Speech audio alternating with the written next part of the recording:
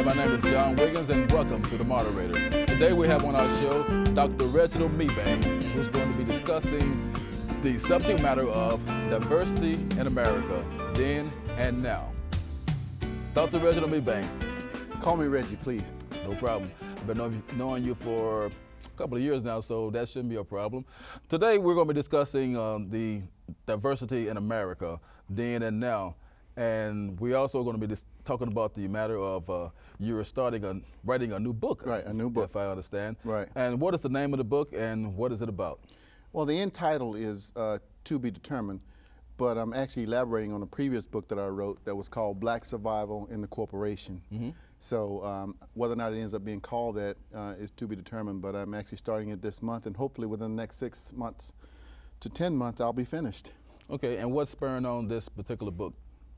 Well, as you know, I spent 24 years in corporate America. I worked my way up from FedEx to Chief Operating Officer of one of their companies. Mm-hmm. Took an early retirement from them. Now I've been a senior executive with the government now for about 10 years.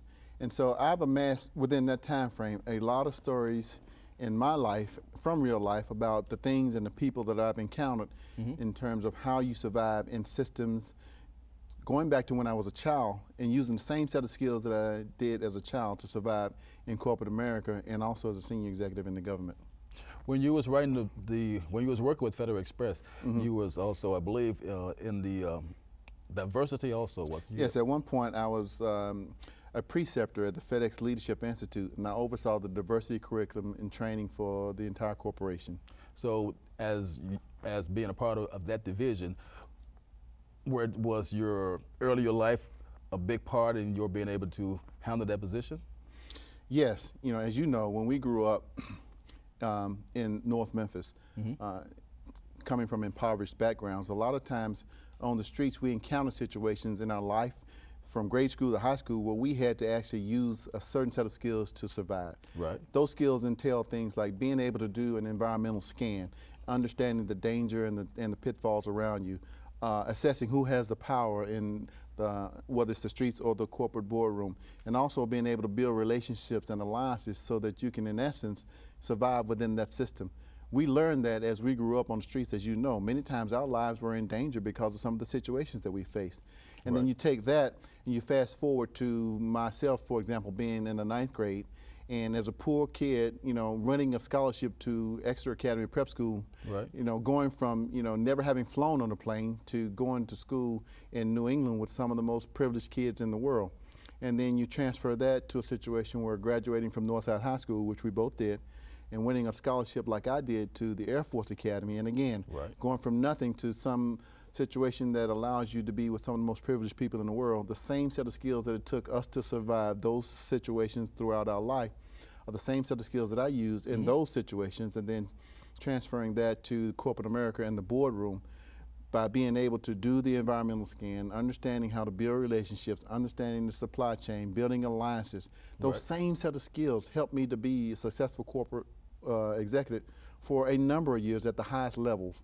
And then reinventing myself once again from that career in corporate America to becoming a senior executive in the federal government, coming into the federal government at the equivalent of being an admiral or a general, which is what the senior executive service is all about. And for the last 10 years, using those same skills now to survive and to be successful. Not just to survive, but to thrive in those environments.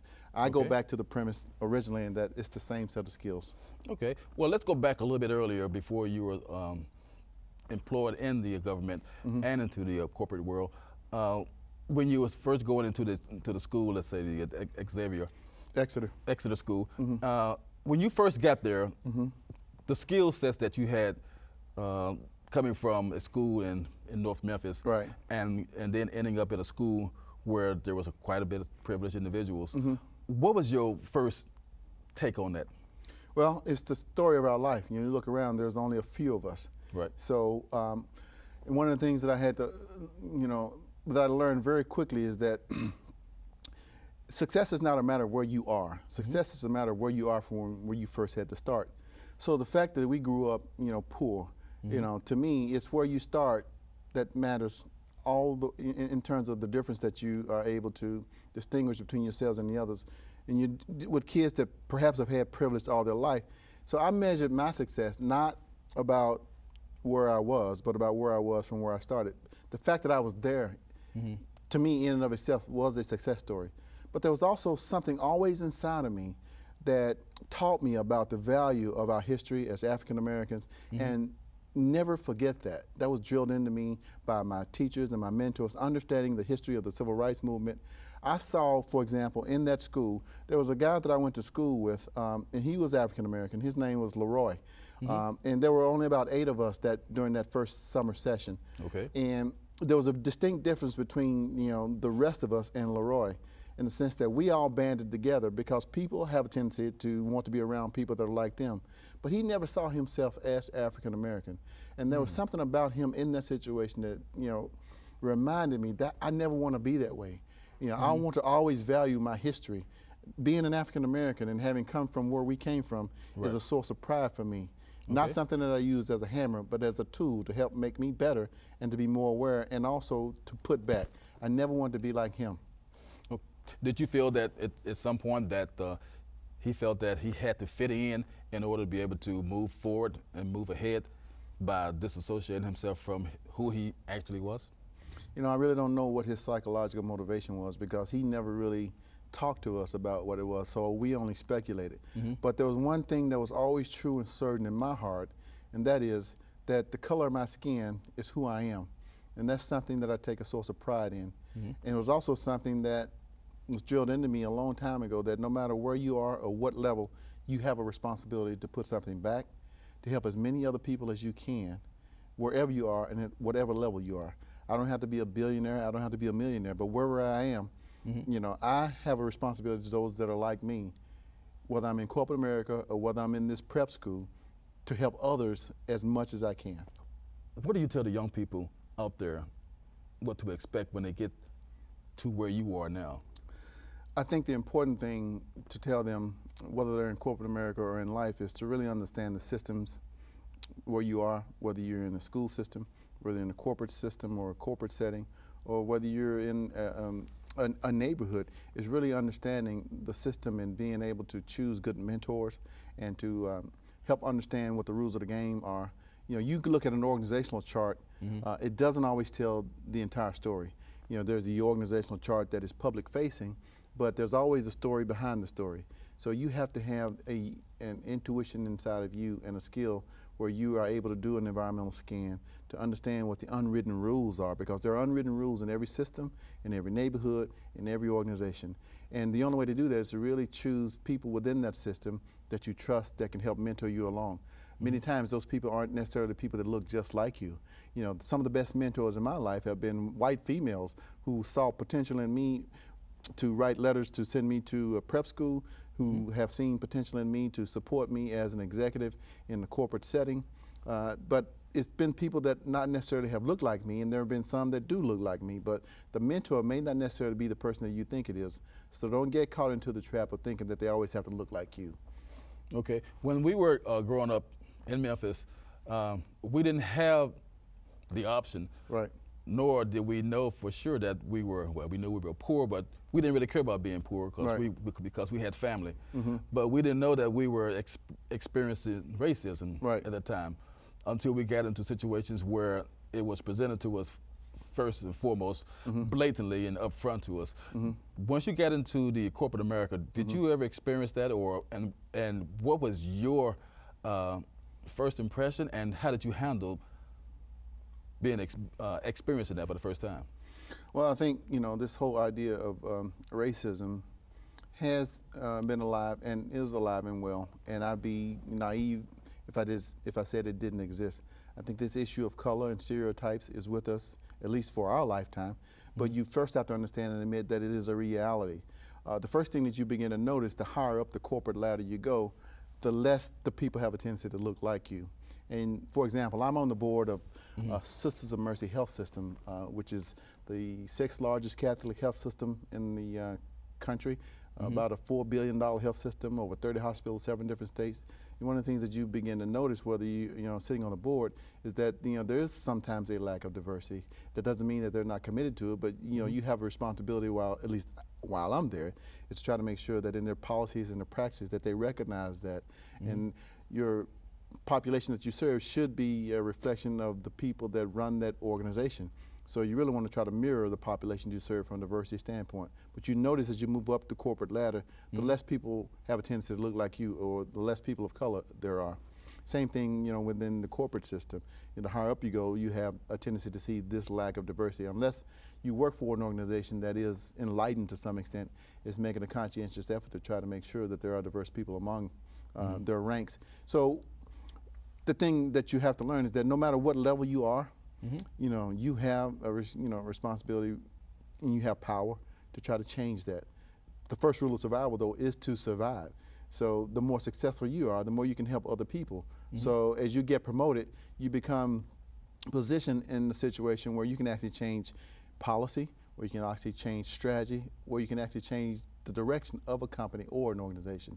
So the more successful I am, the more I'm committed to try to do that. Not necessarily just for people of color, but for people in general, because the more level the playing field, the more diverse the population, the more diverse the leaders in that organization, you're going to be more successful. There's a book called The Wisdom of Crowds, and that book states this fact from a scientific evidence standpoint, that when you run a decision through a diverse matrix of people and opinions, you get a better decision in the end. That's why on game shows where you see they get a chance to call the audience is almost never wrong. Why? Because there's a great diversity of people out there. Somebody's going to know the answer. Right. So you have to try to put in place an organization that is committed to diversity, because you're going to get a better product, you're going to get better decisions, and you're going to be more productive for the world. So when you were growing up, and let's say that we both grew up in Carn School and then Humes and Northside, did you notice that a lot of the teachers would be steered toward you for a particular reason and not toward other individuals? And that old cliche is you've got to be twice as good as anyone else to be able to make it. Did they see something in you that they didn't see in a lot of your peers in school? I think so. And I think what they saw was my commitment to succeed. And I think that what I recognized, as I was moving through that system, is that it wasn't always necessarily about the color of my skin. It was about the kind of character that I had within me. They saw something in me that I think that I got from my early days as a child, and that is, don't lie, don't steal, don't cheat, and do the best that you can no matter what you've been given. And I think that more than anything else steered teachers and mentors toward me to help me break that cycle of poverty and to succeed.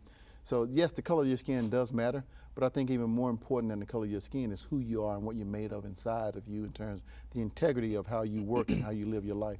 Because it was a predominantly black school, so there wasn't, let's just say, any other way to determine who was who or who wouldn't know what, except by their numbers and by their character. Right. So if your character is strong and one is well-rounded, then they have a tendency to more or less be steered toward you or steer toward the individual who are displaying those characteristics.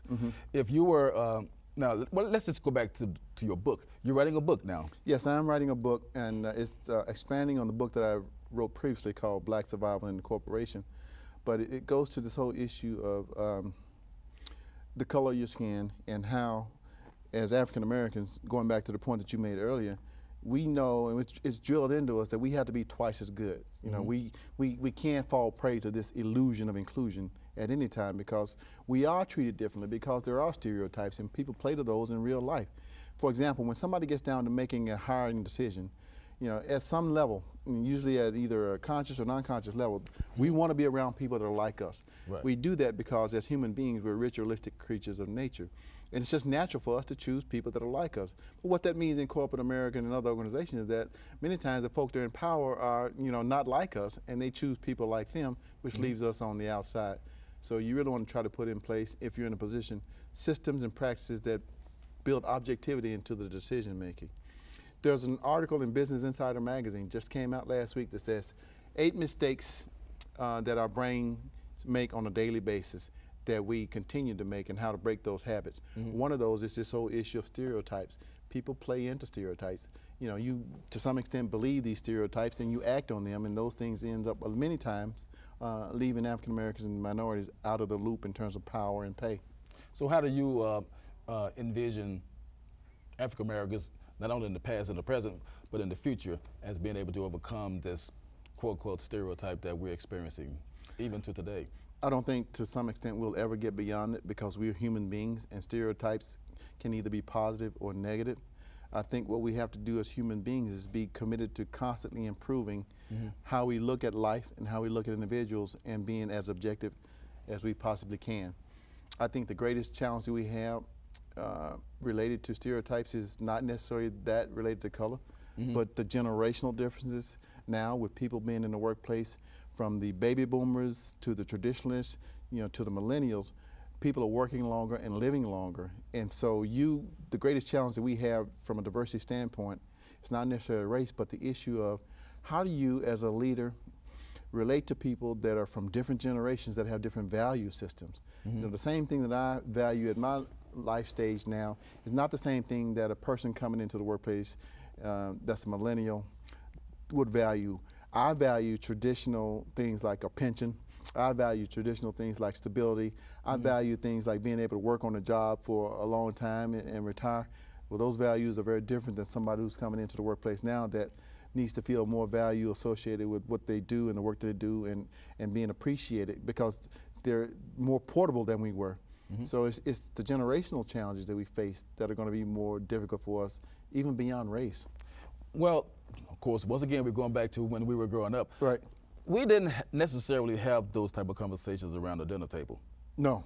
So for the generation that's coming up behind us, are you taking that direction now, as teaching your kids about finances, money, things that are going to be of importance to you as you grow older? Because we, growing up, our parents were mostly were struggling to survive and trying to survive, so they didn't have the time nor the knowledge about money and finances that we have the opportunity to know about now. So that's something that we as adults need to make our first priorities, or one of our first priorities to our kids. Yes, absolutely, because I think, you know, as a former psychotherapist, you know, they're understanding the unconscious mind and how it operates, and the models that we grow up with. You only have a certain window of opportunity to be able to instill those values for your kids. You know, by the time a child is 3 years old, they have concrete operational thinking skills. That means they can weigh rewards and punishment, and they can, you know, tell the difference between right and wrong and make critical decisions. By the time that child is 10 or 12 years old, their culture, value, and belief systems are usually set. And after that, folk don't change a whole lot. It's not to say that we can't change, but something usually has to force us to. So, you know, that's not a big window of opportunity. And I'll just give the best example is I have 25-year-old twin daughters. And, you know, my opportunity in that window is closed for me in terms of trying to influence who they will be when they grow up. So thank goodness we had an opportunity to instill in them when they were young those things that we believe in: perseverance, integrity, respect for authority, all those things that will help you become a better adult. You can only teach that during those formative years. After that, folk don't change a whole lot. So as I look at them now and see the kind of people that they've turned out, I'm very proud of the fact that, you know, they do have some of the same values that we raised them with. They're their own different human beings in terms of who they are as individuals, but those values are there, and I can see that now in terms of how they interact, in terms of the kinds of job they do and how people look at them, and the kind of lives that they're turning out to be. When you were, let's just say, when you first got into your last government job that you have now, and that job which takes you all around the world at times, and you see different races, different ethics, different types of race, creed, and colors, everything that you see. Do you see the same type of behavior that you see in other nationalities as you see in African Americans, and do we seem to have a different type of behavior or love for ourselves than other countries or other ethnic races does? I think yes and no. I think every race is unique. One thing that I do know is that when you look around the world, the best way to look at it is probably through Maslow's hierarchy of needs, because at the end of the day, we're all human beings. And yes, as African Americans, we take unique pride in our history and who we are. But you talk to people who are Jewish, you talk to people who are from Scotland or Ireland, everybody has that sense of pride. So we want to think to some extent that ours is the most important, but everybody has that sense of pride. So it's different in terms of how we look at ourselves because of our unique experience. But the one thing that never changes, that wherever you go, at the end of the day, when you look at Maslow's hierarchy of need, we all want to feel like we're safe from danger. Right. We all want to feel like we're secure. We all want to feel that third level of need, that we belong to something, whether it's a gang or whether it's a family. That is something inside of us that drives us to be a part of something that is larger than us. And then there's the whole issue of seeking status and power, and then ultimately becoming self-actualized, which rarely happens. But at the end of the day, that level of need is everywhere you go, in every corner of the globe. You'll see that manifest in every race, creed, or color.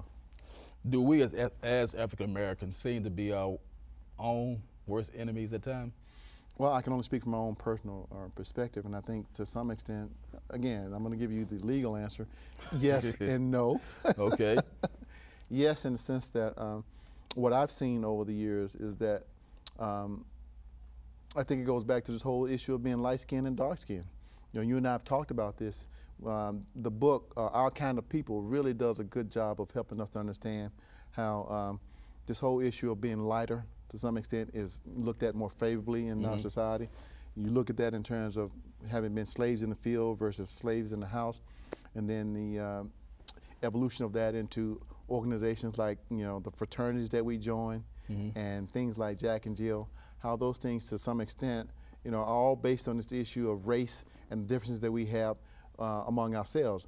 I think being an African American and having grown up with a mixed heritage background, we're harder on ourselves than anybody on the outside could ever be. And those things that we talked about in the past about light skin, dark skin, good hair, not so good hair, we are brutal. And why do you think that is so? I think it's because of what was drilled into us once we were taking slaves here in this country, and what we viewed as being better, those things that were lighter than us. And that evolved into fraternities and sororities, and this thing that we have even today where lighters to some extent looked at as being better. That's been proven scientifically with experiments, whether it's the brown-eyed doll, the blue-eyed doll. Those things are alive and well today because of that history. Do you think that during slavery that was embedded in us intentionally so? Absolutely. As to be able to control us, or to control or to deface us within our own ranks? Well, when you look at racism, it really is not about anything related to logic. True. And people are illogical by nature. We'll take the things that we feel strongly about versus what's real and what's true, over those things every time. So to some extent, logic doesn't matter. It goes back to being human beings. And to some extent, yeah, it was all about being able to control, the people who you viewed as less than you because of the economic system that was built around our labor, and by being able to control that labor force and the economics that supported that lifestyle, you had to show that, what you were doing by your prevalence toward your choosing things that were lighter or whiter as being better. That was an ideology that helped fuel a way of life. When we get a little deeper here, when we got our first African American president, there was some belief that, wow, because of this, we're not going to see as much racism. Do you believe that has happened? No, absolutely not. And I think that anybody who thought that was uninformed and to some extent unenlightened. I think one of the things that you have to realize is that he's not just the first African American president, he's the president of the United States. And he would be equally criticized if he showed prevalence toward one or the other. So I know that as a human being, whether it's the president of the United States or whether or not it's you, and I've seen this by moving up the corporate ranks, getting to a certain level, people have these expectations of you. But the expectations that I have myself are even more important. You know, as I told you many times, you know, I'm always going to be committed to try to help as many people that look like me succeed. But at the same time, I'm not still going to not ignore my obligation to the greater population as well. You have to really balance that. You know, at the end of the day, it's about, you know, trying to make sure you choose the right people who are best for the job. But at the same time, I can't ignore one over the other just because I feel a certain way. Okay. It's a healthy tension, you know, that you always keep within you, being committed to yourself and people that are like you, but at the same time, being an equally responsible executive and leader and tending to the flock as a whole. Okay, well, we're getting close to the end of the show, but I wanted to ask you a question about your book, and if you were be so kind as to let us know when you think that will be coming out, or give us the name of some of the books that you've had before that was out that's directly dealing with racism, and you were being able to deal with diversity in and out of the boardroom. Right. The first book that I wrote, I think, was around 2001, and the name of that book was I Wish Cotton Was a Monkey. The parenthetical title was Autobiographical Notes from the Ghetto to the Boardroom. It was a fictionalized account of my life to that point with regard to how I went from being that poor kid, you know, in North Memphis to becoming chairman of the Housing and Finance Board for the City of Memphis and serving on other boards and being a successful corporate executive. The second book that I wrote was Black Survival in the Corporation, which was about just that, the unwritten rules in corporate America, how to survive that, and all to, not just survive, but to thrive. The next book is really going to be an expansion of both of those ideas, and the title is to be determined. But it's the last 10 years of my life, I've had a rich plethora of ideas and situations that I want to be able to put down in a way that helps other people to learn. My biography was included in a book called The 10 Laws of Career Reinvention. Came out in 2010. Author's name is Pam Mitchell. It's on the Harvard recommended reading list. I'm proud of that, and it's going to be something like that in the sense that the things that I've learned in terms of how I've survived and used my background as a tool for improvement and not as a hammer to beat other people over the head with, so that others can learn from the challenges that I've faced. Okay, is there a website or a email that we could contact you, or to be able to get those books from? Still, are they still in publication, or is there? I'm in negotiations with the publisher now, but if people have ideas about it, they can write me at rmebane, M-E-B-A-N-E, at bellsouth.net. If they have questions about, as we get closer and finalizing the negotiations, when it's coming out and when it will be available. Okay. Well, I would like to thank you, Dr. Reggie01222014, for coming on the show, my friend Reggie, and we look forward to seeing you again. Hopefully when the book comes out, you'll be able to come back and present the book to us. And I would like to thank everyone for watching The Moderator. My name is John Wiggins, and have a great day.